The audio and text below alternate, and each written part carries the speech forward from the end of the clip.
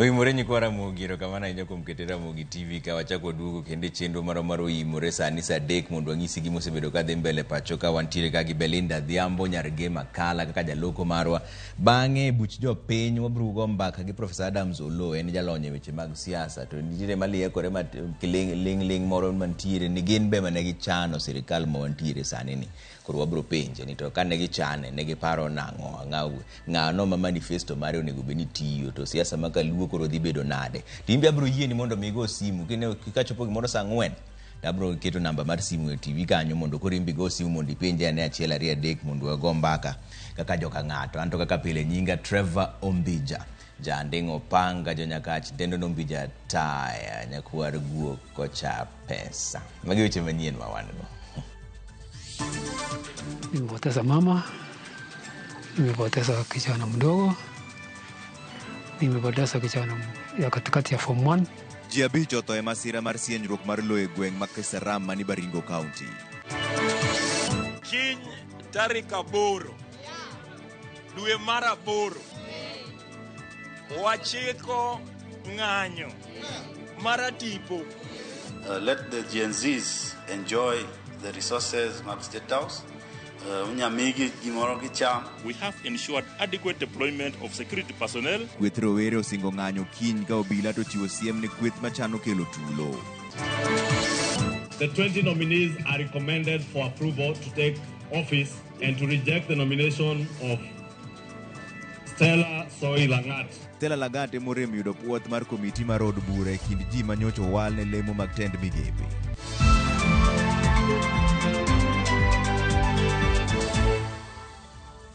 Erokamano, komiti mane ochung'ne goyo kogno jotend migepe mogwel opedho ripot mare od bura mamalo kendo puodho jotend migepe mogwel 19 kaachiel gi wito oko Stella Soi Langat mane omi lemo mar telo ne migawo mar kido kod chwech. Ripot mar komitino lero ni kata odoko ni Stella Langat ni kod lony mar ariyo e chenro mag sirikal, lony mare migawo mar kido kod chwech to rem. Kaka jafombo marwa mar siasa Chris Owino leronwa, jood bura go rwako ripot makamano maonge deo duond buche magi. Ripot margi mane opedh e nyim od bura kod jatend kweth jood bura mathoth Kimani Ichung'wa, komitino ma otelne kod spika mar od bura Moses Wetangula ong'ado ni jotend migepe mogwel 19 kuom 20 mane ogwel kod jatend piny William Ruto ng'utgi oromo jok mar chwalo piny Kenya mbele. In vetting and in considering the approval of these nominees, Honorable Speaker, the 20 nominees are recommended for approval to take office, if approved by this House, Honorable Speaker, because all that the Appointments Committee has done is to consider and vet them for approval of the 20 nominees and to reject the nomination of Stella Soi Langat, who had been nominated for appointment to the Ministry of Gender, Culture, and Arts and Heritage. Kata kamano, ripodno olero jatend migawo mogwel mar kido kod chwech Stella Soi Langat ng'ute pod weth mar ywayo jok makamano. Ichung'wa yango ni Stella Langat nigi lony mar ariyo e chenro mag sirikal, makamana ni oonge kod lony madwarore e telo ne migawo mar kido kod chwech. This lady, Honorable Speaker, is a career civil servant who has extensive experience in public service.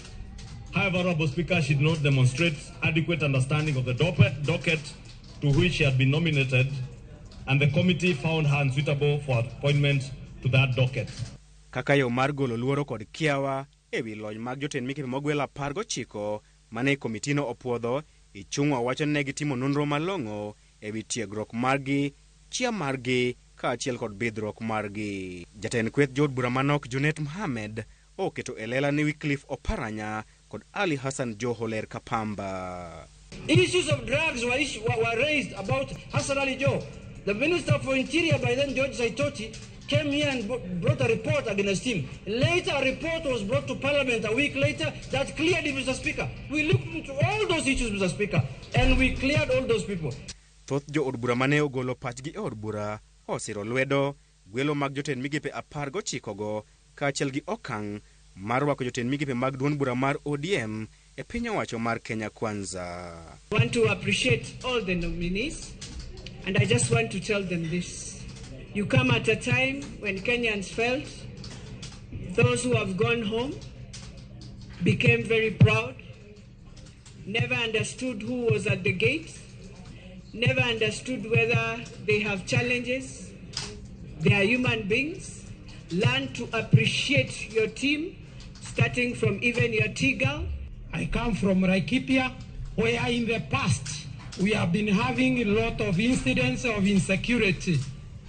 Our people have been living in hell. Bang' od bura puodhogi, jotend migepogo igeno mar chamo muma e thuolo moro amora e kor jumani mar chako tich ayanga. Chris Owino, Ramogi TV, Nairobi. Jatend piny Kenya William Ruto jiwo kwe piny Kenya koseyo chenro mar ng'anyo mochan pacho kaendi mar 8 odiechieng' makiny. Ruto wacho ni ng'anyo makamago kelo ga kethruok mag mwandu e pacho ka kod lal mar ngima. Ne owuoyo e kaunti ma Embu kama ochako e limbe mare mar ndalo adek e alwora mar Mount Kenya. Lydia Okeyo nigi ler mar wachni. E limbe mare mokwongo nyaka nalos sirikand manyuanda jumbe 2 mokadho, jatend piny Kenya William Ruto chako limbe mare ma ndalo adek mar twenyo god Kenya, limbe ma ochakore e kaunti ma Embu. Jatend piny ojiwo kwe e piny Kenya, gino mowacho ni ema biro nyayo dongruok e thuruka ka bende oseo ng'anyo ma ochan bagi mar 8 odiechieng' makiny, ng'anyo mowacho ni kelo mana kethruok mar mwandu kod lal mar ngima. Sisi ni nchi ambayo tunaamini kwa amani. Hatutaki fujo katika taifa letu la Kenya. Hatutaki maandamano ambayo inaleta maafa, ambayo inaleta kuharibifu wa mali, ambayo watu wanapoteza mali yao. Tunataka amani. Watu wa Embu mnasema tunataka amani ama mnataka fujo iendelee? Omedo jiwa chiel mar oganda kendo go debe ne sirikal moloso manyien bang' gwelo jotend migepe ka oya kweth siasa ma osebedo ka keto piny otesre kowacho ni okang' makama geto neno ni otayo piny Kenya maonge akweda kendo neno ni osigo mar tayo Kenya okoture kende. Mimi juzi nimeunda serikali ya kuunganisha Wakenya wote, kwa sababu sitaki fitina tena na Mkenya yeyote. Hata kama ni kulipa madeni tulipe pamoja, kama ni kutafuta ushuru tutafute pamoja. Mimi peke yangu nisiitwe Sakayo. Sisi wote tupange mambo ya kutafuta ushuru ya Kenya. Kwani pesa mimi natafuta ya Kenya inaenda kwa akaunti yangu? Si inaenda kwa akaunti yetu sisi wote? Kwa hivyo kila mtu sasa akuje akuwe Sakayo. Ewi omenda mag siro somo mamalo ma osebedo ka kelo fuere pachoka, jatend piny okwero oganda jo Kenya mondo mi kik go arambi matero nyithinde kuonde tiegruok kowacho ni piny owacho osemedo omenda mar somo kendo koro ibiro chiw sir ne jopuonjrego nyaka 95%. Bende omedo singo chwalo dongruok e kaunti ma Embu koriwo koda ka loso thuolo mag tije ne rawere e yor mbui, rwako teko mar stima e ute jodak makono, gero chirni e kin mamoko. Na tumewapatia pesa bilioni 3.5 ya mambo ya irrigation, mambo ya maji na mambo ya mifugo ya watu wa Embu County. Limbe jatend piny Kenya e alwora mar god Kenya biro dhi mbele kuom ndalo 2 mabiro kama igeno ni obiro lemo counties ma Murang'a kod Kirinyaga, limbe ma otene gi jalupne Rigathi Gachagua. Makofi tafadhali. Lydia Okeyo, Ramogi TV. Ogai mar obila matiyo e yor kojolo Gilbert Masengeli koro siemo jong'anyo ma owacho ni moko kuomgi chano timo maundu e ng'anyo ma ochan kiny mar 8. Komishona ma Kajiado bende ogoyo marufuku ng'anyo e kaunti no kendo wacho ni bar duto kod kuonde budho olor kawuono saa 5 otieno moko leo. Kaka jafwambo marwa Eric Owenga lero, kweth rowere kod jong'anyo mamoko to oseyango ni ng'anyo mar 8 dhi bedo maduong' e Kenya ka mangima kaka yor kwedo sirikal masani. En ng'anyo mar rawere osebedo ka gido iye kendo koro giramo ni nyaka otimre mana kaka nyocha gisochane ni en tarik 8 dwe mar 8 kendo magitiso ni 8.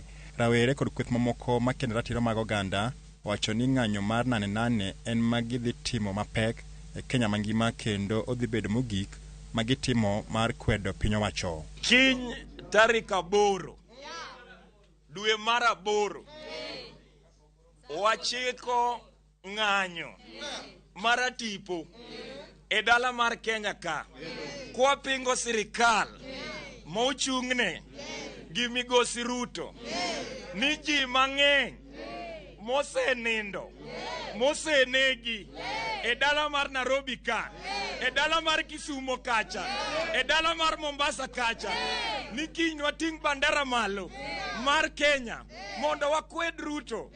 If we see an identified men in civilian clothing riding in government vehicles that have obfuscated politics, we shall treat them as robbers.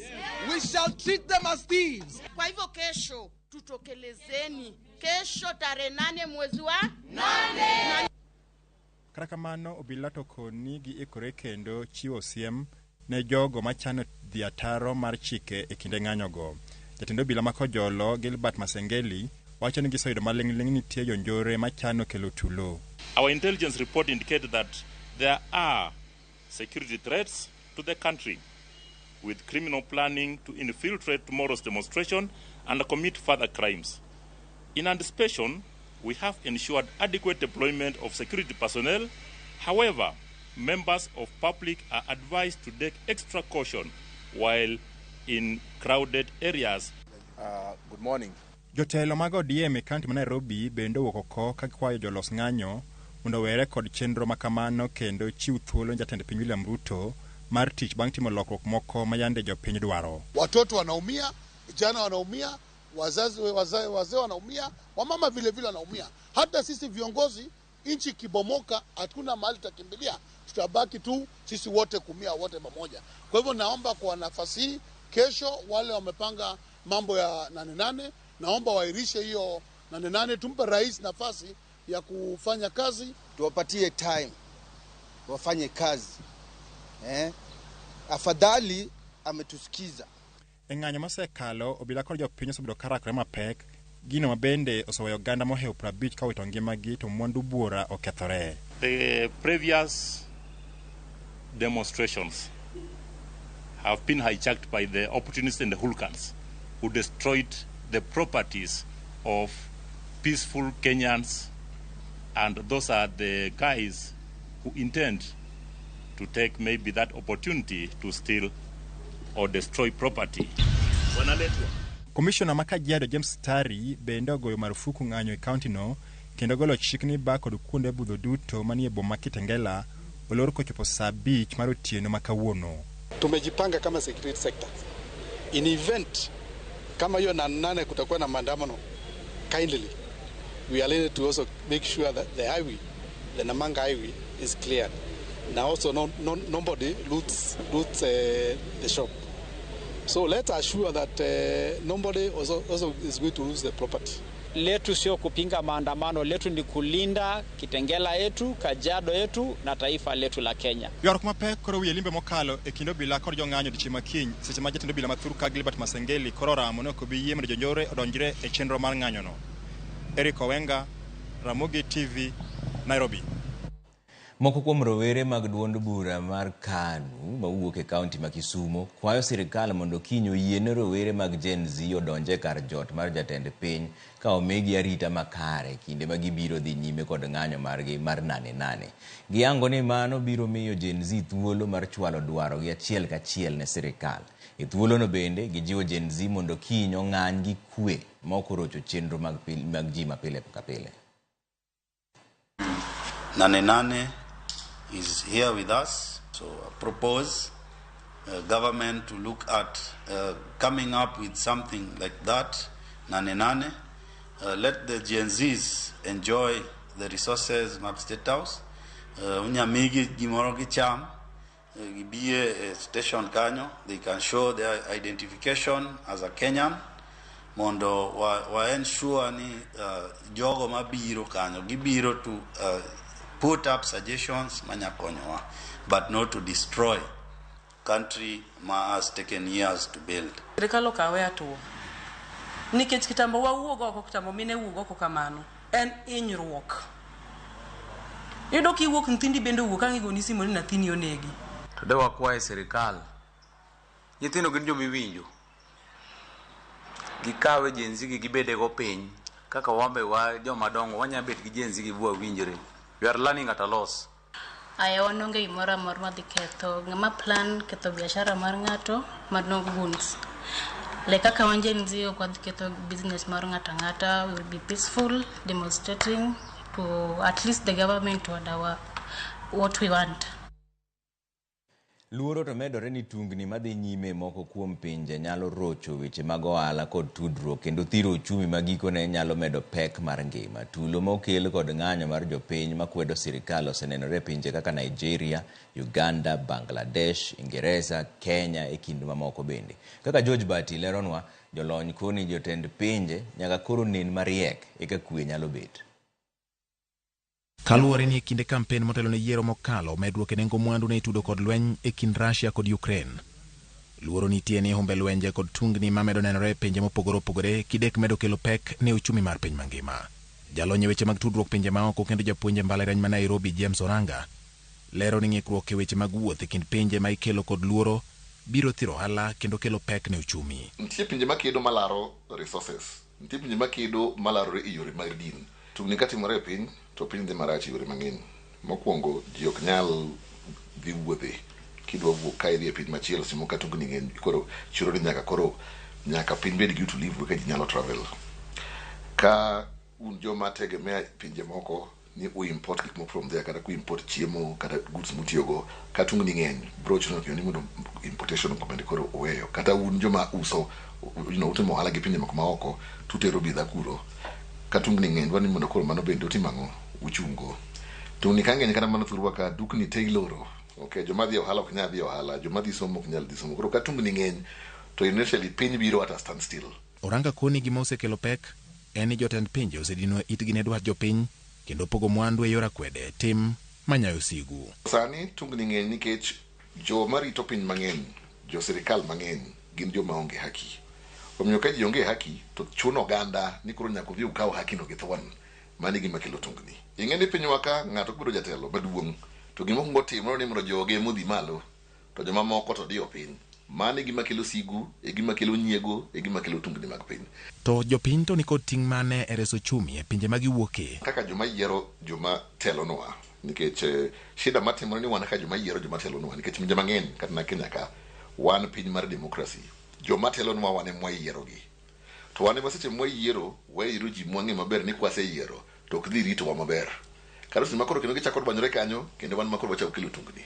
Omiyo gima onego watim ni wan kaka jogo kura wan ema wapar malong'o ni ji mwayiero mondo dhi otelnwa gin joma chalo nade. E piny ka piny, e piny ka piny, e piny ka piny, e piny ka piny, joma go kura gima nanyisi cha wayier uru jotelo mong'e tayo piny e yo moyiedhi.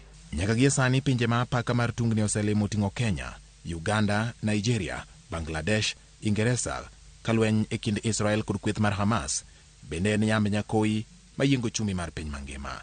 George Bati, Ramogi TV. Ji abich owito ngimagi e masira mar sienyruok mar lowo e gwenge ma Kapkombe manie kaunti ma Baringo bang' koth mapek chwe otieno ma piny orugo kawuono. Chenro mag reso ji osebedo ka dhi nyime ka jodak mamoko to pok ofwenyore kuma nitiere. Kaka jafwambo marwa Cynthia Onyango lero, udi, jamni kod puothe bende koro oula noywero. Jodak e gwenge ma Kapkombe kod Kasisit ne ochiwo kod rumbi mar lit bang' ji abich mawuok e anyuola adek wito ngimagi kaluwore kod sienyruok mar lowo. Kaluwore kod jodak, koth mapek mane ochako chwe otieno e kar saa 3 mane okelo masira makamano. Nimepoteza mama, nimepoteza kijana mdogo, nimepoteza kijana katikati ya form 1. So mimi ndio nasikia uchungu sana. Ile sijawahi kuona hata siku nyingine. Nyama ajabu kabisa. Kwa sababu hii imetokea, amechukua watu wanne safari moja. One of them was a child of 13 years old at Chebogel village, and the rest were adult, 3 adults from Chebogel and 1 adult woman from Kapkombe village. Jodak koro kwano lal mathoth manengo ne poko yangore bang' oula mar chuodho ywero udi, jamni kachiel kod puothegi. This landslide has led definitely to the water increase in Lake Baringo, which will result in displacement of the communities living around our lakes in that area. So we like to urge the people in these areas where the landslides have affected them to move to safer grounds. There is a primary called Kasisit, where they can reside for the time being until the situation normalizes, because as you can see it is very sloppy and the rains are continuing. Jodak ma Kap Chebogel, Kapkombe, kachiel kod Kasisit e gweng' ma Kipsaraman okwa mondo beda kichani mar luoro nitie ni ka koth omedo chwe to sienyruok mar lowo nyalo medo timore. Cynthia Onyango, Ramogi TV. E tielo machielo, riwruoge jopuonj KUPPET kachiel kod NAT obwogo ng'anyo ponono ni duol mandiko jopuonj men TSC biro koso chopo kare dwaro magi e juma achiel mabiro. Jagoro maduong' mar NAT Collins Oyu kachiel gi nyawadgi mar KUPPET Akelo Misori wacho ni TSC nyaka koro chop singo magi mane giwinjore kama moriwo ndiko jopuonj mag JSS, medo kwan jopuonj maromo 130, chopo winjruok margi mar CBA ma higa mar 2021 nyaka 2025 e kind dwaro mamoko bende. Wachre oko ka ni biro ndikgi ok wana yie nyaka wane barua ma Teacher Service Commission. Kendo wakwayo ni kigolo barua ni tup tidwokogi e misara ma tarik 1 Julai ma kisungu luongo ni gibiro chamo pesa in arrears e ndalo machien ka anonego beni miyogi pesa. Wach mar intern cha ogol oko te ok onego bede puonj. Jopuonj nodhi e interview mar promotion to jopuonj 36,000 kende ema nobiro promoted. 130 ni oko ka ni grade mane gintie chon cha to gisedhi e interview. E wechegi koko donjo kare katieko ndala 7 nyithiwa ok bi yawo skul tarik 26 dweni mar 8 ni kata mana pesa wa monego be ni gole salary mondo mi third parties machalo kaka banks moanegi loan bende chakre June pok pesa ni oter. Koro jopuonj madwaro loan kata madwa chulo fees that term ni onge. Bas odhi yumoro machukra no kuseoro ote maru 2-6-00 Eric Odemo kaya chunge Kanyamkago wacho ni driver wanini ka endi gi odhis adeka chuor Nyauyoma arito mana 88 kawano Eriko Ramogi TV ma Mark Aluga japeng achiel mabom center anini yo makare gi minoda Pamela Chieng kod owadwa Kevin Omolo kani Nairobi Lakisama jomos na jo Lakisama kanyo baba Mark mos na mama na Eunice Aoko obwogo kachiel gi jo-Ulanda duto te ma endi Olwal nyakwaro bwogo kawuok Ulanda erokamano ahinya Trevor Nini maler kan Sindo Mwalo kendo weche manyien choponwa yo makare erokamano ahinya Kamlesh MCA kawuok Asango Ramogi TV ler kabisa en mana kuyo kod lit mokwaw mowaka wasewito wuodwa moro kanyo mos ahinya gi motimore. Wadhi yuyo moro matin waduogi weche manyien mabiro iri kaendi bang' dakika matin kasobro go mbaka e buch jopiny gi Professor Adams Oloo ni ne gichano nang'o e sirikal makoro wantiere sani ni mane mbaka mang'unogo bang' dakika mako matin kik idhi mabor ahinya.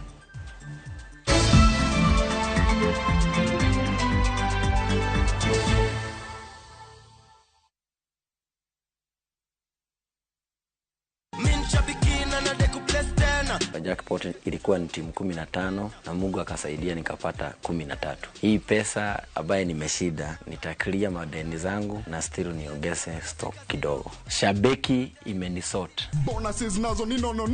Kuanzia 12, 13 and 14 correct predictions. Unacheza na 99 bob tu. Chukua simu yako, ingia www.shabiki.com. Fungua jackpots, click on super jackpots. Chambua game zako safi, review bit slip yako, ukiona iko sawa, place bet. Alafu sasa unategea game zichezwe. Shabiki super jackpot ni time yako. Mina dai wote twende hivi. Not for persons under the age of 18. Shabiki.com is authorized and regulated by BCLB license number 587.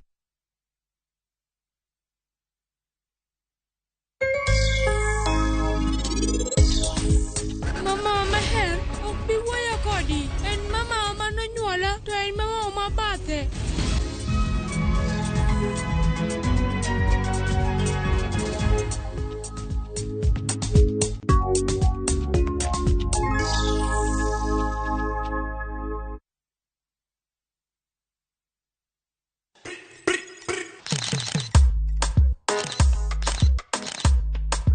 You know what time it is. The name is Nico Diambo. Catch me on the Hot Drive on Hot 96. 4 to 7 p.m. weekdays for Afro beats and good vibes. Yeah, boy.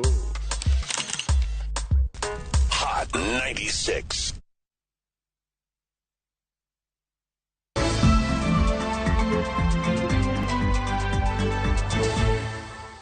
Rwako kendo adhiana mbele gi weche manyien ni ogai mar ODM Raila Odinga koro yangore ni dhi piem kod ji adek mamoko e laro lemo mar jokom duol matayo chenro mag riwruok pinje Afrika miluongo ni AUC.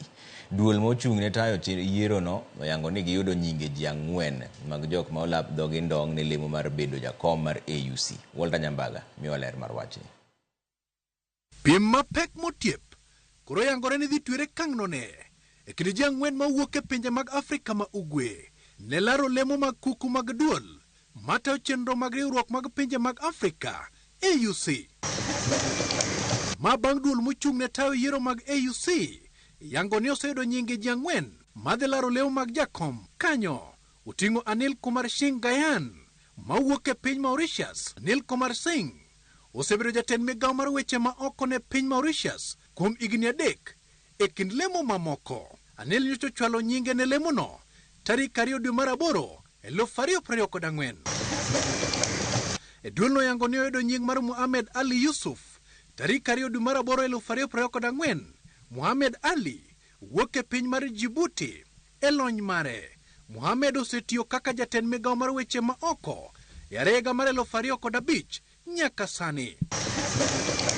E barua ne ute fwambo giyango ni tarik 2 dwe mar 8 higani nying mar Raila Amolo Odinga ne orenji nyimgi kaka jalo manie ng'we laro lemono mar jakom mar AUC.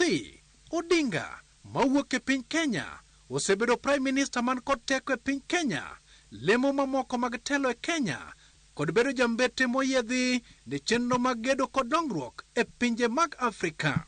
Nying mar Richard James Randria Mandrato bende yango ni nyochwalo odiochieng' manyoro tarik 6 dwe mar 8 higani ne lemono. Richard wuok e piny mar Madagascar kendo osetiyo kaka jatend migawo mar weche ma oko mar Madagascar nyaka higa mar 2022. Jang'wen go koro oyudo thuolo mar chako chenro mar seto ombulu e konde mag Afrika ka gweno makunyo pea mar faro ombulu e konde mag Afrika kaka Afrika ma ugwe, Afrika ma imbo, to kod nyandwat, Afrika ma milambo, to kod Afrika ma diere.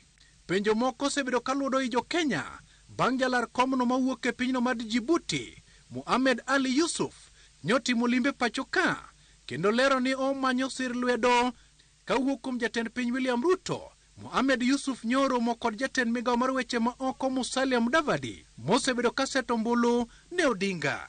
Yierono igeno ni biro time dwe mar 2 higa manyien. Walter Nyambaga, Ramogi TV. Mosenindo jafwambo kod jalendo marahuma mar nyakalondo mar Inoro FM kod TV kendo jatim nonro mag siasa Profesa Ngugi Njoroge oiki e dalane mani Subuki e kaunti ma Nakuru.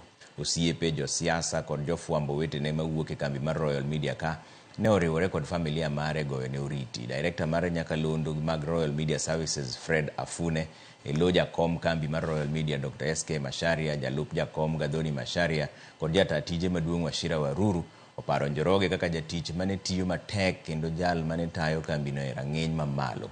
Njoroge nowito ngimane chieng' wuok tich mokalo. I will miss your daddy-daughter moments that definitely will stick around for my lifetime. You indeed left a mark, a life well lived, a race well run. Sleep well, Daddy, till we meet again. We would paint a picture on so many things. So I would like you to be strong in the Lord and just remember with you and your family that he is absent from the body, but he is present with the Lord. Professor Ngugi Njoroge was a foundational figure in Royal Media Services and a beacon of excellence in many spheres, be it as a pioneering broadcaster, esteemed academic, a mentor, and a leader who touched the lives of many. Professor, who was more than just a valued team member, was a cornerstone of our organization from the very beginning, especially when Inoro FM was founded, where he demonstrated an unmatched commitment to excellence and unwavering dedication to our mission. Mwatimu mos ni familia ma Profesa Njoroge. Nonro koro yango ni ng'ata achiel kuom ji 5 e pinje Afrika wito ngimagi higa ka higa kaluwore kod tiyo kod yedhe molosi e rang'iny mani piny kata tiyo gi yedhe mabandia. Kaluwore kod nonro manotim e piny Ethiopia e kind higa mar 2014 nyaka 2024, achiel kuom 5 mar yedhe pinje mani Afrika gin mabandia kata ma ok olos e rang'iny madwarore. Cyprus Okinda nigi ler mar wachni. Mar Ethiopia ne okolo nonro 27 manotim e kind higa mar 2014 nyaka higa ni mar 2024 e wi yedhe mikelo e pinje mag Afrika. Kendo fwenyo ni kuom samples 7,508 mag yedhe mane gipimo, 1,639 norem chopo kare rang'iny madwarore. Jolony wacho ni duoko makama keto ngima jo Afrika e andaki kaluwore ni miyo jatuo yath mabandia nyiso ni yadhno nyalo mede tuo kata rem thiedhe kendo miyo wit ngimane kata ne tuo ma inyalo thiedhi. E oboke manogo chapa higa mokalo kod apis mar riwruok mar United Nations e wi yedhe kod njore noyango ni ji nus milion manyiso ni ng'ata achiel kuom ji 5 tho e Afrika higa ka higa kaluwore kod tiyo gi yedhe mabandia. Jaloso e lori riwruok mar thieth e piny ngima mano World Health Organization nolero ni yedhe mag antibiotics emotele kwan mag yedhe mabandia e Afrika mochungi 15.6 kiluwe kod yedhe mag malaria e 16.3 kod yedhe mag tuoche mag muomruok remo e 16.1 duto gini 44.6. Gigo miseyo e wi yedhe mabandia e pinje ma Afrika oting'o kwan mamalo mar jo black manitiere pinjego matayo chenro mag rwako yedhe e pinjego, fuok e chenro mar rwako yedhe e pinjego, chiro mar yath ma bende onge obadho moramora ne ng'ama dwaro kelo yedhe kachiel kod dwaro mamalo mar yedhe e pinje Afrika. Dwaro loso kod migawo mar thieth e wi lipodni nogore Luanda kaluwore ni ne ok gichiwo duoko nyaka e sama ne wadhi e yamo. Thoth yedhe mabandia jolony yango ni wuok e pinje mag India, France kachiel kod Switzerland. Pinje Afrika koro jiwo mondo kaw tito jogi kendo neno ni yedhe chopo e rang'iny madwarore e piny ngima. Cyprus Okinda, Ramogi TV. Dhodho nyithindo wacho ni chan kata pek mar ngima mosethiro gombo magi mag dhodho nyithindo kuom dweche 6 kaka dwarore. Jolony mag thieth to medo jiwo mine mondo dhodh nyithindo e yo makare. Jafwambo marwa George Juma miwa ler. Chak mar thuno ma imiyo nyathi e kinde mar saa achiel bang' konyuole nyaka dweche 6. Jolony wacho ni en chanjo mokwongo ma nyathi yudo ka onyuole. Mine ojiw mondo kodhodh nyithindo kuom dweche 6 kapok omigi chiemo moro amora e kinde ma piny mangima yango juma mar dhoth makare. Kata bed ni thoth mine temo dhodho nyithindo kuom dweche 6, giwacho ni chan ma bende miyo thoth gi ok nyal dogago makare osetamo kuomgi e dhodh nyithindo kaka dwarore. Antiere gi pek moko kuonde moko matin, lakini kaka anadhi e klinik nong'isa kaka nyalo timo mondo chak mar nyathi obi maber. Okona ni anyalo madho nyuka mang'eny, kelo chak, chamo olemo, ichamo alot ma greens gikelo chak mang'eny. Morin Gembe min achiel kuom mine madhodho wacho ni pek mar ngima omiyo en kod mine mamoko ok nyalo chiemo madwarore mondo koro gicham mondo eka chak oyudre makare ne nyithindo. Samoro wakoso chiemo ma wanyalo chamo maber mondo nyithindo giyud chak moromogi ma ginyalo dhodho. Iyudo ka samoro daktari nyisowa chiemo mowinjo watigo to ikoso pesa minyalo nyiewogo chiemono mondo nyathi oyud chak mang'eny. Minod gavana ma Migori Agnes Ochilo mane wuoyo e kinde nyasi ma jiwo mine mondo koro dhodh nyithindo e yo makare. Nyasi manobage Sabkono Marongo ne ojiwo mine mondo koro dhodh nyithindo kaka osepuonjgi e kinde mag dhi e klinik. Ni mondo mine ma nigi nyithindo odhodh nyithindgi nyaka chop dweche 6. Maa en nikech dhodho nyathi chak mawuok e thuno en chak moting'o gimoro amora ma nyathi didwar. Mikayo Ochilo bende kojiwo piny wach mondo koro ne ni koro giketo kuonde minya dhodho nyithindo e osiptende kata kod kuonde tich. County government has a lot of competing demands. Gik midwaro ng'eny mondo nyiew. To kaka gichako ni wane medo mana kwayo gin ka giyie to gimed kata schools ne jopuonje kamoro amora mantiere jotich matiyo onego gibed gi lactation room obed kata office mar county. If you go to the Health Act Article 72 and 73, it says that it is mandatory for all employers to put breastfeeding places at the workplace. Me, as in charge of the markets, we ensured that during the designing of the markets, which we have already, His Excellency the Governor has already made groundbreaking of 9 markets. All of them have been designed to contain breastfeeding rooms where the mothers will be coming with their children to the market. Lipot mogorwok no mar thieth e piny mangima ma ong'ere kaka World Health Organization yango ni kwa nyithindo maromo 820 wito ngimagi e piny mangima nikech midhieche ma ikelo kod koso dhoth makare. Kamine maromo 20 bende yudo tuono mar kansa mar thuno higa ka higa nikech rem e dhodho nyithindo yo makare. George Juma, Ramogi TV, Migori.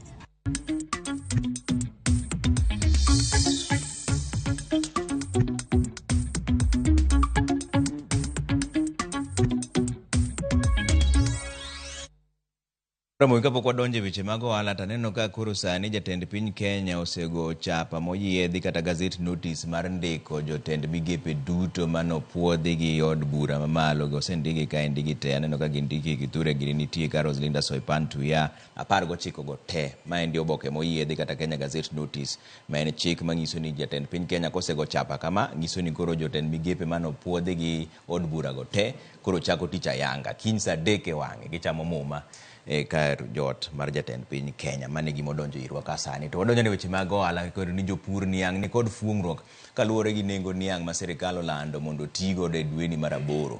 Bad migawo matayo chenro mag pur kod nyuolo chiemo e pacho ka iluongo ni AFA ogolo lendo makoro yango ni tan ka tan mar niang' idhi usi ne kembe mag sukari gi nengo mar siling 4,950. Barua ma ondiki gi jata tije mar bad migawo no olero ni kembe mag sukari nengo manyien no idhi tigo de dweni mar 8. Kata kamano en mana nengo makojolo. Kembe mag sukari osebedo gi ywaruok kod jopur ewi nengo mowinjore gi tigo de nyiewo niang' kuom jopur go sani koro oseyange kaka siling 4,950.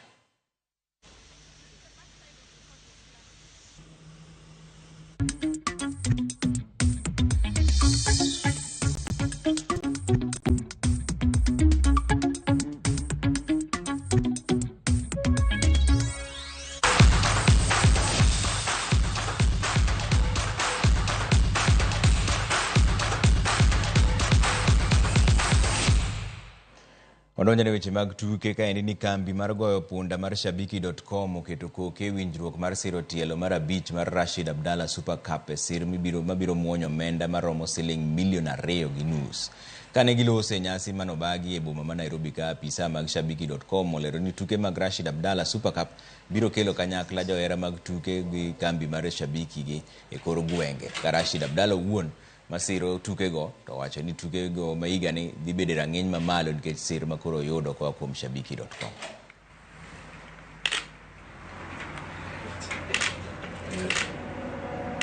Kumbuka katika tournament hii tunazungumzia kuhusu masuala ya utamaduni. Utamaduni wetu ndio asili yetu. Kwa sababu Shabiki yashafika, yule mshindi ambaye kwa atuzwe shilingi milioni 2 ambayo ndio pesa ya kwanza ya mshindi atakayechukua ile taji tayari lake.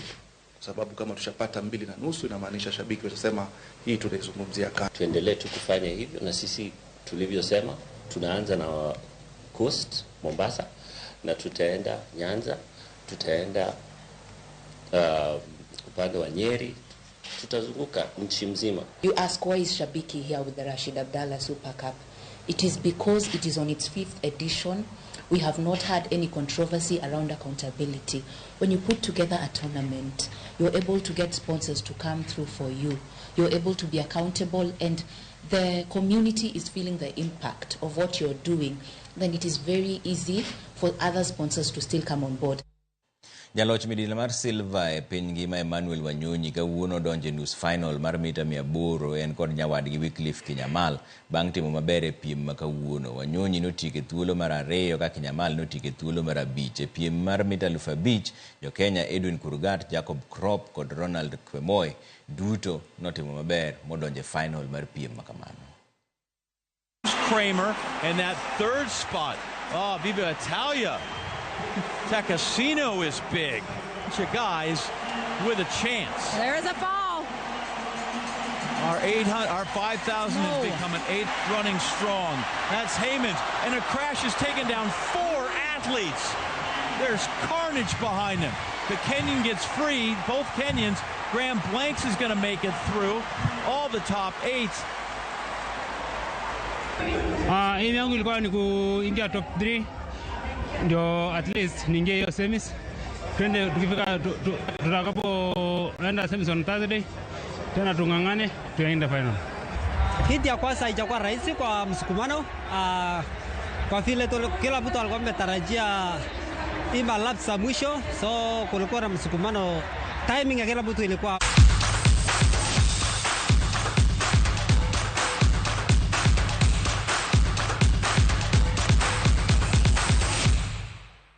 Bas wadhi yuyo moro machuo kwa duogo to wadhi chako mbaka mar buch jopiny Professor Adam Zolo en jalonye weche mag siasa gine jo kanyo manobedo piny kapango kaka sirikal dhi bedo wadhi piny to ne gineno nang'o ang'o mane gidwa timo seche mane gipango sirikal no pachgi ne nyisogi nang'o ne en mar tieko ng'anyo koso ne en mar loso sirikal koso ne en mar sero migosi Ruto ne en mane paro mobrogo kode to kang' chopo saa 4 tabro yie ni mondo ibigo simu mondo winja ne pachi abro keto namba mar simu piny kanyo mondo owuo kodi achiel kachiel winja ne tini neno nang'o sirikal ni koro dhi maber koso yie gi wach mar rwako jo ODM e sirikal koso ang' nogo mbaka mar siasa kang' chopo saa 4 kik idhi mabor ahinya.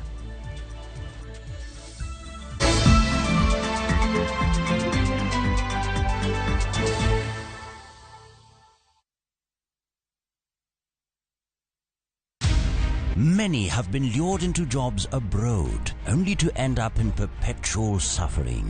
I met this girl by the roadside. I wish you saw how this girl is desperate. Nimepata mteja mpya for my bureau. Meet Eunice, a naive village girl who is given an opportunity to go and work abroad by Madam K. Nenda Middle East. Ati? When did you even do the application? But is this really a golden opportunity, or will she be one among too many to be lured into the human trafficking syndicate by Madam K and Joe? The parents are caught in the middle. Will they listen to John's side of the story even as he is caught trying to save his girlfriend? We have to leave this place. Enjoy this unfolding story of Madam K only on viewsasa.com.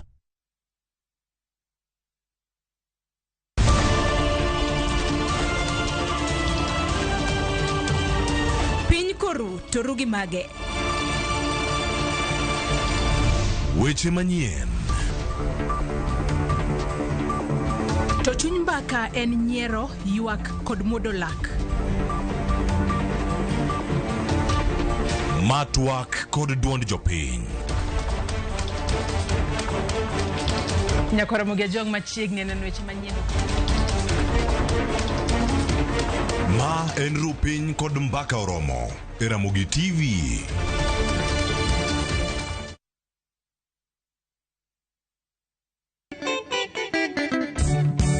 Benga oken benga ka ukiluongo nying Dr. Osito Kale. E gwenge mag Mabenju e Asembo, Ramogi TV olimo jabenga marahuma Dr. Osito Kale mar Nabii King. Kapo pod watugo kalongo kana winjo thumbe wuonwa ne biro ga gere thum gramophone. Omiyo wasigande mopondo madibed ni ji ok ong'eyo maber. Koro ka beti osetho otieko higni 5 Anjeli bendo tho. Bende oketonwa e ler e wi jongolo manokalo e lwete. Mokwongo tho mar Omondi atimone mos kabisa. Tho mare no ochalo ng'ama asewacho no chalo ng'ama olwer bada konche. Tudri gi Solomon Atito Kafaya tich abishni e chenro mar ng'e jothumbewa e Ramogi TV.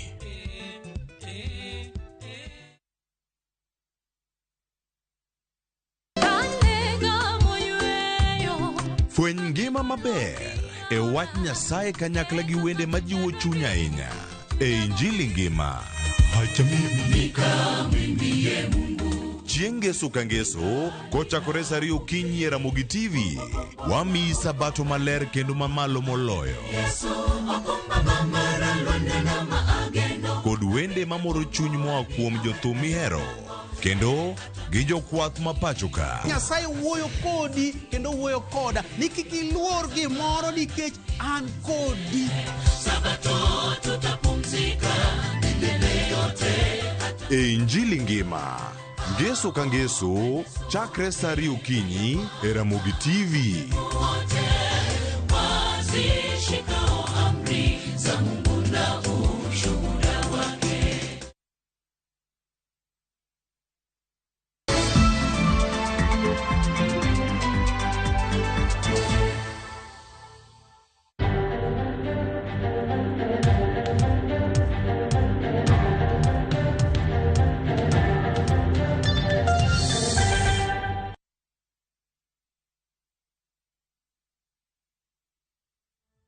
Erokamano kuketo Ramogi TV kaendi buch jopiny chakore sani. Wendo wa modhi alen Profesa Adam Zolo jalony weche mag siasa. Erokamano ahinya Profesa kuom miwa sechegi. Ntiere maling'ling moro maliekore ni ne un e mesa kipango sirikal makoro wantiere sani ni. Mokwongo en adieri koso oyo, to ka nun kanyo pachu wuon ne nyiso unang'o, ang'o manutemo timo? Nutemo reso sirikand Ruto koso nutemo chungo ng'anyo koso nene na leme manudwaro? Trevor mokwongo adwa moso nyikwa Ramogi Ajwang'. Tago erokamano ni iluonga ka mondo waler nwach nyaneno kobaw pichewa bochako ndiki kakiwacho ni maling'ling ne wan kanyo. Mano ok adiera. Ok en adiera, but adiera en ni piny ochomoko. Koro ji goga mbaka. To mbaka to wago gi jatendwa moluor Raila Amolo Odinga ni wanyawuok e gima timre ni nadi. Kade bed ne en gima ne wabetie to ne dineno ka diera wuok. Kane BBI intie nantie, kendo anyawacho ni nantie. Kanadko ne ntie technical committee kendo nantie. But moro ni to nyiwinjo ka chamo wacho ni onge winjruok mora mora magisewinjre gi UDA. Nyo winjo ka moluor Raila Amolo Odinga wacho ni onge ndika mosebedo e kinde gi jatend piny. Omiyo jofwambo gi keyo to bro loso kendo gin gi uhuru maloso. But anyawacho ni mbaka to segore ni kuma piny ochiko ni dwaro ni mondo piny oga ota mondo kwe obedie. Mbaka go twasegoyo gi migosi Raila Amolo Odinga makapon owacho gi jatend piny to mano bende kanyo. But formal negotiation the way mano kete cha mano tonge. Mani lero maber ni onge kama nubete piny, lakini ni kaka jalony mar weche mag siasa king'iyo gini matut. CACA dwaro nene kanye? Dwaro nene mar chungo ng'anyo koso nene mar konyo sirikand Ruto koso nene mar lemo makoro miye jowa bende ni mondo mi odonje sirikal? Trevor, waduokie chien matin ni ng'anyo osega bede mabende ODM gi Azimio osega timo. Wang'ni to ng'anyo nyocho biro gi Gen Z. Minyawacho ni nen ng'anyo mokelo joma nyien manyocha onge ga ng'anyo moko machon go. To kane ng'anyo go timre, apani jo Kenya duto nochako wacho ni weche tok chal ni ber e Kenya. Nentie wach mibadhi mosebedo kodwa aming'a. Nentie jogo mane sirikal to gidak ka gichalo ni ginyisore ni gin gi pesa to jo Kenya to chandre. Nentie weche mapod ntie nyaka sani ni ngima tek. Nentie ni jomoko e sirikal tich ohingo. Nentie moko ni jomoko manopuodhi nen gi cases ma the way mane okadhgie bogol cases gi nok ler. Nentie ni jomoko manie sirikal king'iyo wach mbolea kanya luonga achiel tichak idhi tikalogi. Taya ahinya jo Gen Z ne wacho ni umawa ngimbwa, wadhi e skul, watieko skul, wadak gi jonyuolwa chal ni usenegowa kata kapok watho to kwane ka ber moro bro biro mbele ka. To nwaneno bende chieng' mane ng'anyo obedo matek ma nyaka nyithindo go donje bunge botierie mach moro matin kanyo ba jolweny okel streets mege Nairobi. Kanyo ema mbaka nochakre nwach sama piny otimo rondo kaka piny notimo rondo cha sane midware jotelo mawuok ma konyo to piny dhi kure.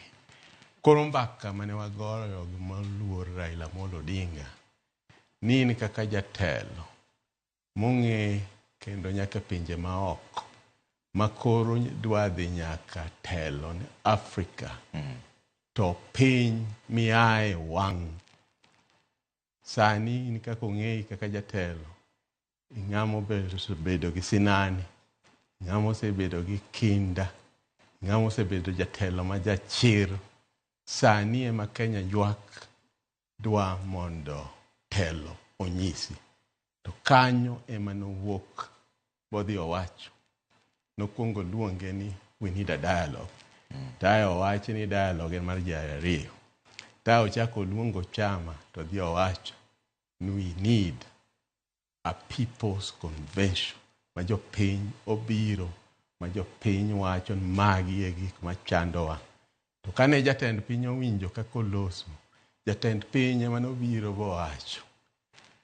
Mokwongo nodhi bo owacho ni finance bill mokelo wachni kora wito. Mar ariyo nodhi bo wacho avunja baradha mar waziri meka. Ai bang' owacho ni sama bro lose tabro loso gi stakeholders te mondo ji obi mondo walos sirikal makanyakla mondo watem loso weche machando Kenya gi. Koro mondo aduok koro ang'e achako mabor. Mondo aduok gimiwacho gimotimre ni en mondo kony Kenya. Ok ni mondo kony Ruto. En mondo kony Kenya. Kenya kik dhi ka countries moko mwaseneno ka jolweny okawo telo, ka civil war nitie, ma dhano negre. Nen mondo piny ma Kenya ni okony. To gima nyaka ing'e ni oganda Luo, ka koro wawacho oganda Luo. Oganda Luo kidhi ng'iyo bendera ma Kenya, gik moko ariyo mibro neno ma very noticeable en thuon gweno gi le. Matien ot miluongo ni Kenya ni. Jaluo ing'eni kadhi godal. Treva ng'eni kakidwa chung' bunge nyaka beni se godal. Ikawo wuodi. Kimila. Seche moko tiyo kotimre nwach piny olokre. To nikawo ga gweno. Idhi kanyo mondo ne ka ndiyo ndiegi moko. To le. Bende madhi tong' siro machung' e diero. To mano e siro ma jaluo nomiyo Kenya. Obed Jaramogi, obed Mboya, obed Achieng' Oneko, obed Argweng Kodek, obed Dio Makasimbo. Emomiyo koro jatend oganda ma bende jatend Kenya ma jatelo ma Afrika te ong'eyo. Ne wacho ni ka ot ma Kenya ni wan yemon wagere, wadhi nyaka gi thuon gweno, wadhi nyaka gi le. Tang'o kwa bed kando, twang'iye kowang'. Mane kuma. To be osekonyo adier kinene nikech ng'anyo pod obagi kiny miluongo ni nane nane. Koro Trevor, joma ng'anyo go katiba wa omigi uhuru mar ng'anyo. Gima nyaka jopiny ng'e ni kata sama ne wagore ni uhuru, ne nitie jo Mau manodhi e bungu bogore ndi.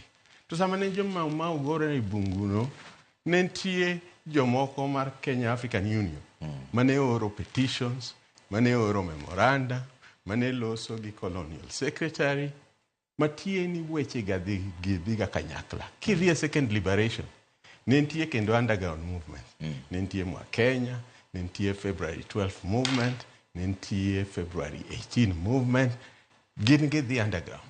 To ne nitie NCCK, ne nitie Law Society of Kenya, ne nitie Anglican Church Okulu Giri, Presbyterian Church of East Church, Njoya Giri.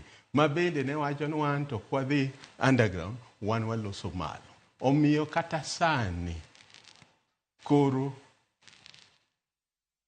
josiasa moko ka jatelo Raila Amolo Odinga wacho ni an adhi loso gi jopiny gi stakeholder. Jo Gen Z wacho ni wan pod wadhi gi ng'anyo. So that's not the first time mantie two parallel processes. Kaka duoki osiko en ga kamano. To aming'a piny Gen Z ng'anyo gi joma loso broad based gi joma dwaro national convention. Aming'a piny gidhi romo mbele kanyo to bro bedo maber. Iwacho maber ni unudwaro mana kwe mar piny. To Azimio tungni osewuok kanyo mana Kenya gin giseto ni gin giwuok. Jogo mag Azimio be ocho ni gidwa ni ugolo ODM kanyo. Udwa wacho ni jomodong' mane ni Azimio gi gin ne ok gidwar kwe. Nikech gin giwacho ni un nukawo mana lemo maru kendo. Uwegi oko. Gima timre kanyo en kama ing'eyo kata muma iwacho ni dala ora tie udi mang'eny. Koro Azimio ka bentie udi mang'eny. Inya remember kata ndalo NADCO. Nitie joma nodagi nyaka sain. Nitie joma nowacho ni NADCO onge gima konyowago. Nitie joma sama ne wawacho ni ji olosi ne giwacho ni wan pod wadwa dhi mbele gi ng'anyo. To of course nok ginyal dhi go mbele niwach mane nigi ji madhi ng'anyo. Nosewacho ni koro walosi. Koro e ot kaka Azimio, mana kaka ot ma Kenya Kwanza, man gi ute mang'eny. Ibro yudo ka seche moko ji te ok owinjore. Ok ibi yude chieng' moro ma kila mtu oyie ni mae e kaka wadhi. To nyi neno kata nyoro mondo ing'e ni siasa en ajwa kamano. Nyi neno ka jok manyo ODM nominate ni mondo okaw minority kod whip. Nyi neno ka Azimio PG oyie ni mano timre. But sami dhi Azimio Summit to nitie joma wacho ni nwach gin josiasa. Josiasa iwacho ni siasa ka onge osiepe mosiko. En mana gima dwaro, interest madwaro cha. Ema en permanent. Siasa en kamano. Kati dok mana ndalo ma chien go. Bibire multiparty. Bidronje Ford Rairi for the restoration of democracy. Dongo no wahini shukwodi cha mkun. Kibiro ODM. Donge notiarore ODM Kenya gi ODM. Mano siasa matimre ga pile. Prof wacho maber ni siasa ka ndi onge osiepe mosiko kata wasigu mosiko. Nitie joma bende seyo ni mana kaka iwacho ni siasa ka dwaro luore mana gi dwach ng'ato. Nitie joma wacho ni gima ne ODM dwaro ne en mana kom mar African Union. Emomiyo koro jakom noyie timo gik moko te moko ng'iyo gimoro amora mopogore gi mano. Nikech mano kende kom mane jo ODM dwaro. Nitie adieri wach ni koso. Mano kadieri nyaka kendo aero ga dok e historia. Kane jakom ochung' gi jamadari mane president ma Nigeria Olusegun Obasanjo nowuok kowacho ni oseloso go osiepene nwach presidents gi oromo ga go kendo ndalo mane chairman mar AU infrastructure noromo ga kodgi seche modhiga election observation odhiga kodgi seche motimo weche mege pan-africanism oromo ga kodgi to gini ne gikwaye ni kuma Afrika ochope dwaro veteran machalo kain. To of course the reality en ni kom dwaro no mondo iyude to nyaka sirikal ema konye. Makane kar sirikal kanyo matin. Nwach onge kaka ibro dhir presidents moko ka president mari okoyie makane kanyo matin ntiere ng'ama ogonwa simu kaendi marongo oimore jaduong'? Oimore Trevor to adhi maber baba. Iwacho nang'o e wach mar siasa ni, iyie gi sirikal ni koso oyo? Dotego gima chanda en ni profesa wacho kanyo maber ni siasa nitie mana interest mar gima wadwaro. Kendo koni jo Azimio onge gi pogruok, gima duong' en ni nitie mana gima jo ODM ne dwaro, jo kabende nitie gima gidwaro. To e thuolo mag gigi te, gombowa maduong' en ni to gima jopiny dwaro to ni kanye. Like sani kakoro ne olos broad-based government. Penjona en ni to profesa dang broad-based government duognwa the cost of living piny by bedo ni jaduong' Mbadi kaachiel kod Opiyo Wandayi ni koro donje government. How does this bring back or bring down the cost of living? Mae chandruok ma japiny nego. Parna nyingi jaduong'. Iluonga Robert Akech. Robert Akech. Erokamano Robert. Yes. Erokamano ahinya.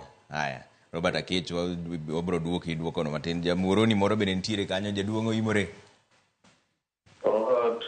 Jaduong' parna ni nyingi matin jaduong'. Ma Bernard Adiso maro bomba kawuoke Muhoroni sub-county. Yes, Bernard. Erokamano ahinya. Mosna jalony mantiere godo studio. Akao. Pinjo mantiere godo kuom jatelo mantiere studio kawuono. Yes, sir. Kade bed ni Raila Odinga ok dwar kom mar EU makoro dwaro sani. Bende dine ng'anyo ni ochung'. Mar ariyo. Chungo ng'anyo to kod donjo mag onagi e sirikal mar manywanda makoro los sani ni. Okwanonwa e moko kuom gik mochenene GNC yuago e ngima matek margi e Kenya kake.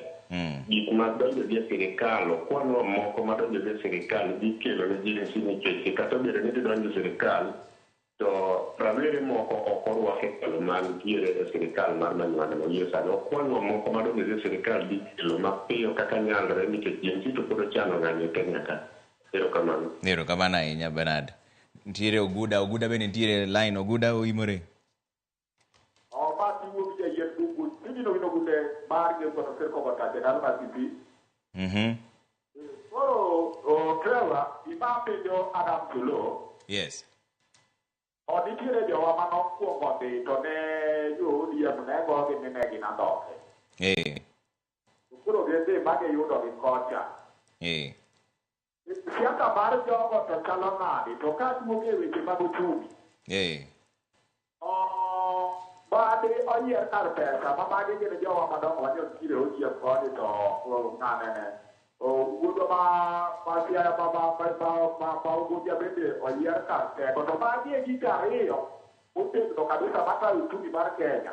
Bende maendi en yo moro ma jatelo mar Kenya otegogo jowagi nikech ne ging'iyo position to gin sema ne gidok koko e wach uchumi mar Kenya. Koka mabende yien go yiero kamano ahinya. Erokamano ahinya. Hapa ni waduok penjogo mondi ka koro waduogo e simu mondi mak simugo mondi matin watiek penjogi. Nitiere wach moro mitieko wacho ni nitiere kaka mokwongo kapok odonje duoko Bernard Robert manokwongo gochonwa. Tiga ne paro mi wacho ni onge kaka inyalo dwaro kom mar AU ka jatend piny wuon kama iaye ok oyie kodi. Koro kanosewacho nodwaro to jatend Kenya bende nowacho ni aunga mkono. Koro gimi penjo ne ni dibed ni mano kende e gimomiyo koro oyieno kel kwe piny. Ooyo da. King'iyo kaka Raila Odinga, in fact nyocha neno cartoon moro kogori, nomoso Moi, nomoso Kibaki, nomoso Uhuru, koro eri kendo en gi Ruto. Ineno kamae has been a consistent pattern. Yeah. Ni sama oneno ka piny dhi marach, kata owinjo ni lit gima nyocha otim ni jo Kenya, to wachoga ni Kenya duong' molowa waduto wadwar kaka kwe timre. Koro kapar ni kadebed ni okodhi AU ni ne dobiye mopogre gi kaka nomoso Moi manotweye higni mang'eny, the way manomoso Kibaki majitene wacho ni okwalo mbuche, the way manomoso Uhuru. So okapar ni to ndalogo AU ne onge, pod nomoso gi. Koro mane duoko penjo mokwongo mar Bernard. Yes. Mane penjo dibe ni Raila ok dwar AU bedine ng'anyo ni ochung' mane seduoko. Koro wadoga ne penjo mar Robert Akech ne wacho ni dwaro mar jopiny ni wacho ni siasa ka en mana in dwaro mar ng'ato. Dwaro mar jopiny to ni kanye. Ndo wacho ni kuom gik ma Gen Z gi dwaro, ere kaka donje sirikal dissolve gi. Mano ne koro mar Bernard kendo. Mano bende ne mar Bernard. Okine ka gima nyo ODM gi jatend ODM ma bende jatend Azimio nyokwongo kwayo. Nyo wacho ni weche machando Kenya gi gin so deep ma jo Kenya oromo dhi oromi mondo gi wach wechegi. Mane People's Convention mo wacho gana. Ni kane weche dioga Kenya, jo Kenya no dhi Bomas. Kane weche dioga jo Kenya kapok wanwang'o Uhuru, jo Kenya no dhi Lancaster. Wach ne pod wan gi ukoloni. Kore no wacho gani the best place moromo jo Kenya obigi Kenya mawadwaro en a People's Convention. But in the meantime, People's Convention kuenyaka to jatend pinyo offer ni broad-based government. Pinyo ni broad-based government. Eri gimodhi kelo. Nyaka wach kaka ng'ama ng'iyo Kenya gi siasa. Ni gini okodhi bedo ni imuro pi tiketo majan to chayo chiek. Okodhi bedo instant coffee. Odhi bedo gima biro mos. Let me give me an example. Watch an pokomi ya tich ka. To kanya winjo mbadi nyang. Kakuro kanya mako ka finance. Ma kanye mo ushuru ae. Kanye ma bechi gik moko bedo impacted on. Nyo wacho ni kako ng'iye gi kako sebedo a budget committee. Gi kako a public accounts committee. Mang'iyo weche pesa gi ngima. Nyo wacho ni nitie gik moko around a beach moneno machando Kenya. Mokwongo nyo wacho ni budgets wa mang'eny. Nitie budgeted corruption. Kidhi bidino mano. To pesa inwang' midhi tero mondo kony jopiny. Namba 2 nyo wacho nitie shida gi KRA machoko ushuru ni. Bo wacho ni tie ni formula gi nyaka lokre. Nok nya bedo ni pile iketo budget to kinya raise the same revenue manyo ise target, which means ni gik manyise pango ne dhi timo okibitimo niwach okiyudo osuru. In fact nyawacho ne en shida moneno gi Kenya ka en ni wandiko gik mwadwa timo tai wadok ni koro wadhi nwang'o koko dhi manyo pesa. Wacho ni mano nyaka walok. Namba 3 kanya winje maber nyo wacho ni nitie kaka sirikal osebedo katimo biashara gi jopiny. Mwanyo miyo ochiwo example mare. Ne gi 13 million worth treasury bonds. Ma earn over 6%. Ma ni 18%. Ata mara paga bo. 18%. Owacho ni mano ok nyalre. Mano is not sustainable. Koro basically gimwa wacho en ni kaponi John Mbadi Nyang' odhi botimo gima wacho gi. Bo akawo kata gima ne Uhuru wacho kene tero ni Kenya ka corruption chamo 2 billion pile. Ma serikal ni nyocha poko keto msimamo, mando nyakachi poko keto msimamo kakitieko wach bali. To kidhi ma President Uhuru Kenyatta nowacho, ni pile 2 billion dhia mibali. Treva 2 billion, kidhi bini wang. Tang jo Kenya kos, mang yueyo mati. Teko mar piny.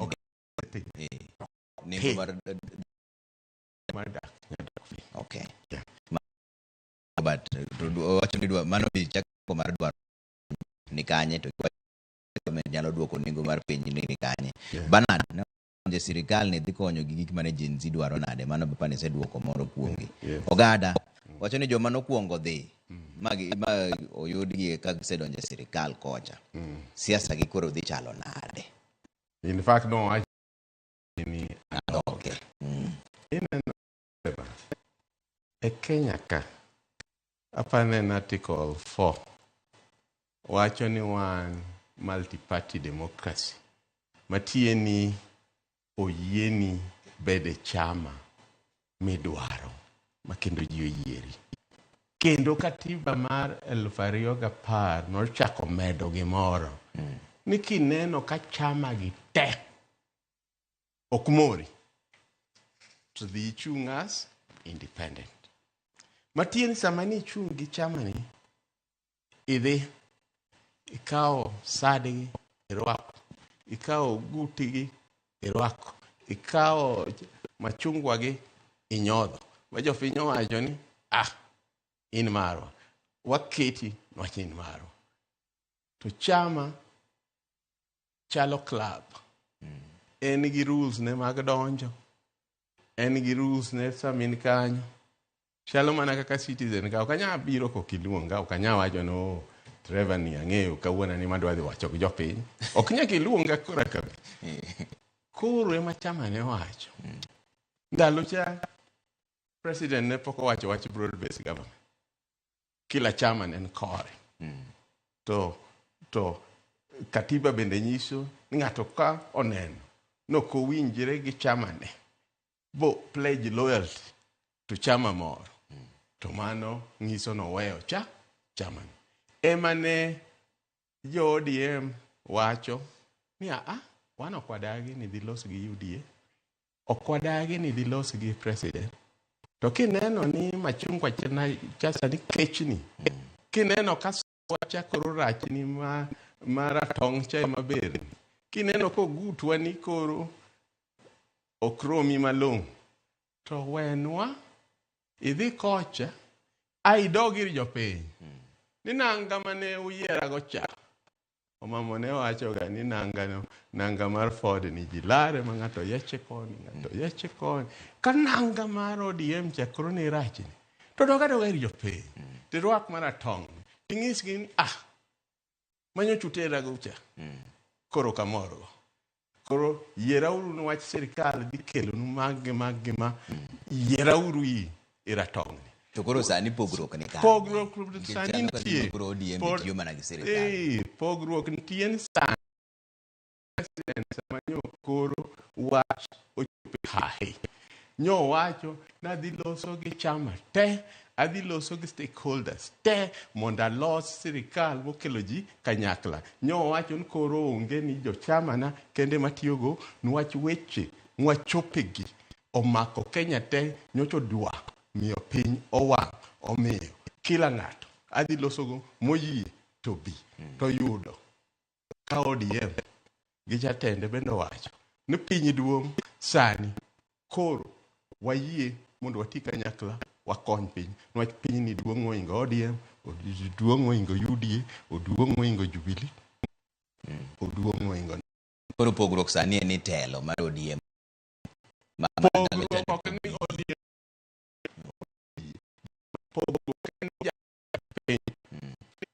joko ingo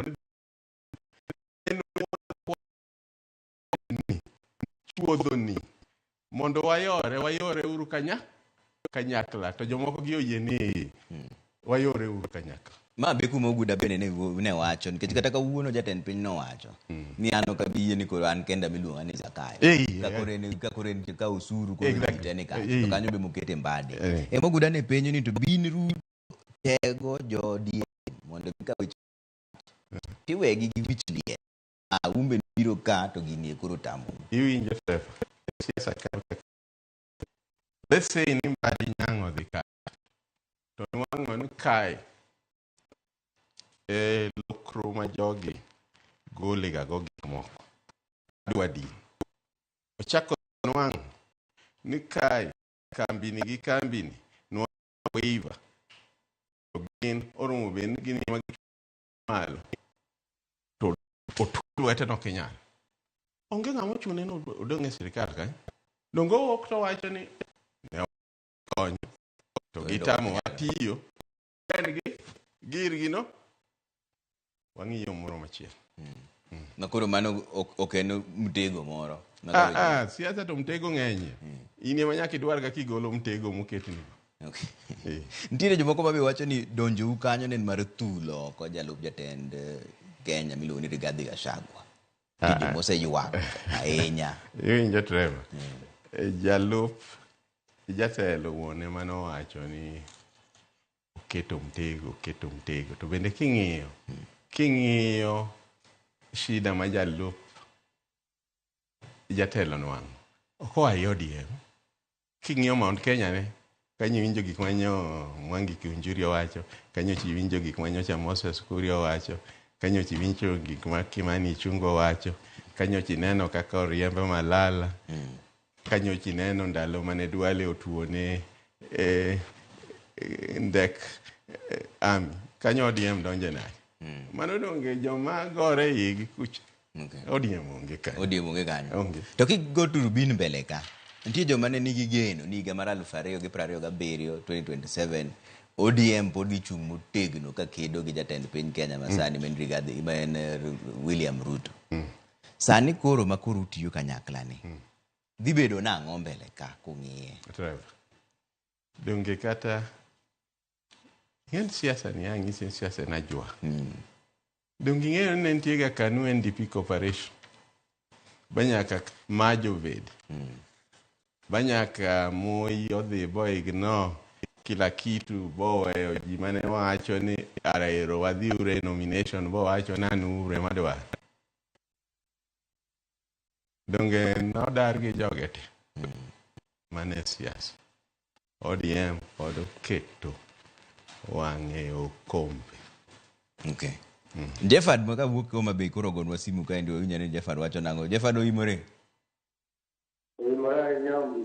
wacho nang'o baba sirikal ni yie go koso oyo sirikal ni okanyie kode ka already ya aduogo kod ka jotend migepe ma mokawgi koro gima penjo kaka mag ODM gidhi tiyo gi manifesto mane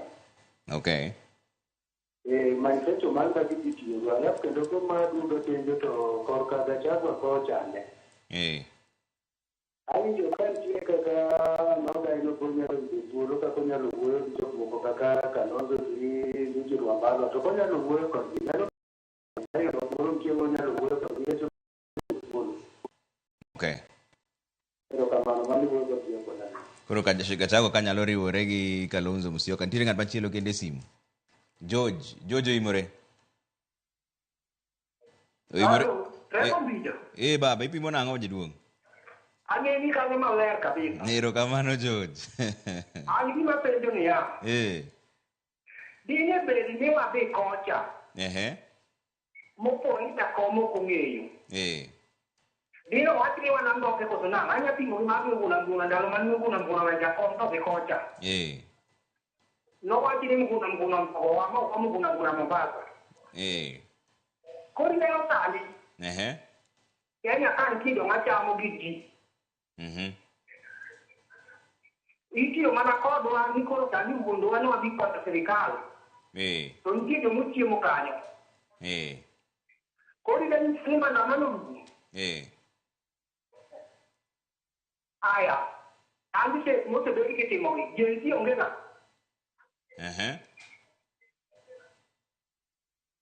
Awinji. Awinji maler. Dhi mbele. Kama timo handshake gi Kibaki.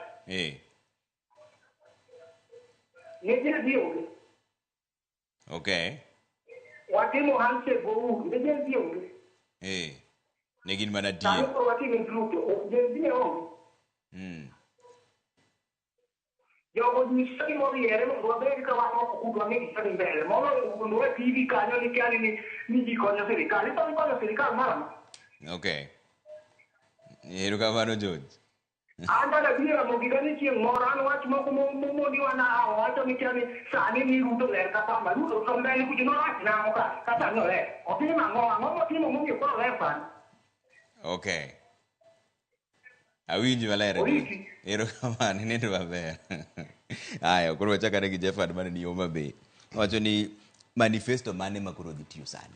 Hapa ni mano penjo maber kabisa. Nwacha manifesto mantie sani ma Kenya Kwanza or UDA tiyogo en magiduongo ni the plan ma en bottom economic transformation agenda better. To penjo no nyo penj mbadi nya. Ten nyo duoko ni ing'eny mbadi nyo the ideological. Nyo wacho ni king'iyo kaka sirikande tiyo. Inya bedo gi liberal democracy matie ni isenwang'o dongruok makoro iketo dhano ka in mbele than the society. Ing'iyo ni ng'ato ka ng'ato Bill of Rights nwang'o. Ta entie social democracy ma bendi follow capitalism to keto the society before the individual. Ni kuma Kenya ntieni ng'iyo ogendini temo manie Kenya iketo mbele than ng'iyo ni Trevor or Adams dhi nwang'o. Ta kidhie countries moko ka Cuba ibro nwang'o Marxism ni nyaka wabed ji te nyaka bed maromre. Inya bedo moko ma fascist mokawo race achiel oingo moko. Koro mbadi nyo wacho ni king'iyo manifesto mar Kenya Kwanza gi manifesto mar Azimio kiweyo the semantics, to use his word, nyinwang'on gima they are united in ma details emopogre and social democracy. Niki talk of value addition in agriculture. To ODM not talk of manufacturing. It's the same thing. Ki talk of affordable housing. The difference in how it was going to be implemented. Yet giduto negiwacho nigiditimo basi. Kidhingi security in terms samadhi ni orphans, samadhi ni jomoti, jomadhi mani disabled. Owacho kendo ni the difference is in the details. So what that alone, the fact that again social democracy should not make matters hard, Mondotimi. But I think the coalition government, Mara ENU, immediately the coalition government oteme, negide in a retreat, bagi harmonize the manifestos, Mondokoro gigine. Maybe mano poko timbre, te maja kono wajan pokwandikre anything. Maybe samoro bro timore mbele ka. Gimachielo ma Jafar Benino penjeni wach mar Gachagua dongoro sani makoro yiene mondo embe koro chak loso gi Kalonzo giri mondo embe los gimoka machalo kata ka chama mare kata kaka odhi kedo higa mar 2020. So Trevor Kanye ma njomani mokwongo. Nwach ODM or jatend ODM koloso gi President Ruto to Azimio wako wacho ni ang'o miloso kode. To wan waseneno kaka Kalonzo gi Eugene odhi bo wacho ni impeachment kokel against Gachagua ok wabi bedo part of it. waseneno kaka Kalonzo dhi wacho ni manie gema cha. Koro kik bed association, obed akamba. Onge ng'ama no ywak. Basically gima wacho ni a politics ka you can choose your friends anytime. Mane siasa. Siasa and how and authoritative allocation of resources and value. Ng'ama wang'ango kanye kure. Resources mege Kenya di kanye. Sadi. Mane siasa. To kuma ema joji wako kamo wacho ni to. Okamo ywaki. Ito jomoko ema chiemo. No, iwinjo Joje ma wacho ni Joje mogo simu. Joje ma wacho ni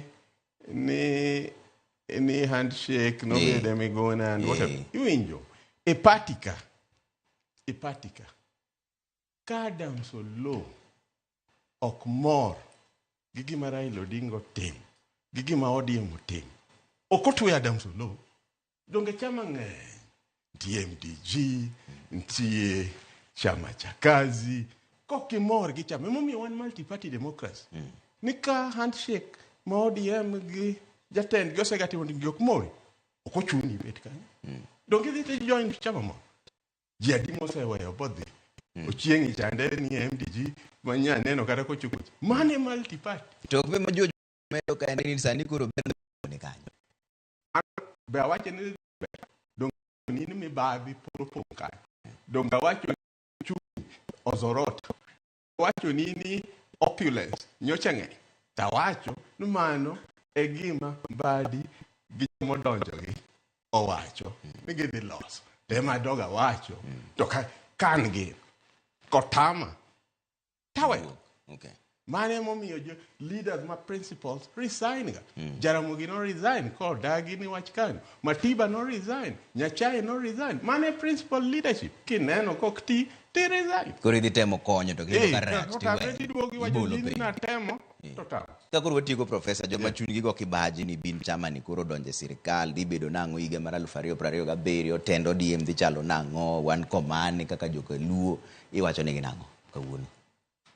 Awacho ni kama mokwongo nyaka wach no ganda maluo kaka chakacho ne manogo dala ma Kenya to ganda maluo poko chamo matunda ma Kenya oganda maluo remo se chwer kachakre Ambrose Ofafa 1953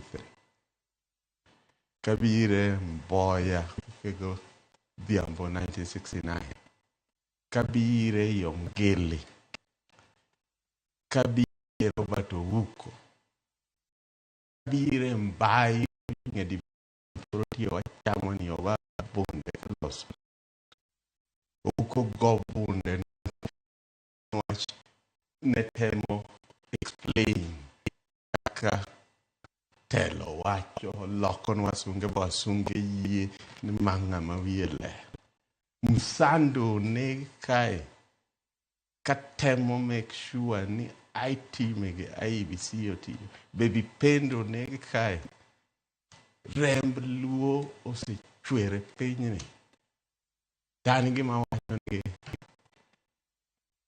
gima itimo sani mana kaka Wayahudi bende no ndalo gi ndalo owino jaumbi no kor ngini ngwelelo aminga piny no wayudi gi mwadwaro no.